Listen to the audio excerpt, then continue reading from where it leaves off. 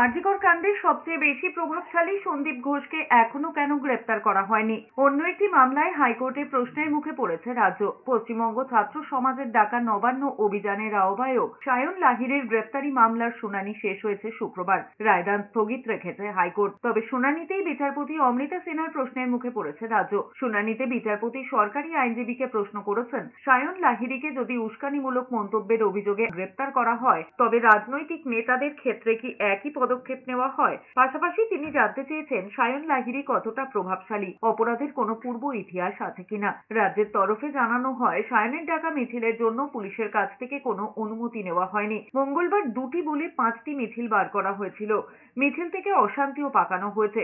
এরপরেই বিচারপতি বলেছেন, আদালতের যা পর্যবেক্ষণ তাতে সায়ন লাহিড়ী এতটা প্রভাবশালী নয় যে তার ডাকে হাজার হাজার মানুষ জমায়েত করবে।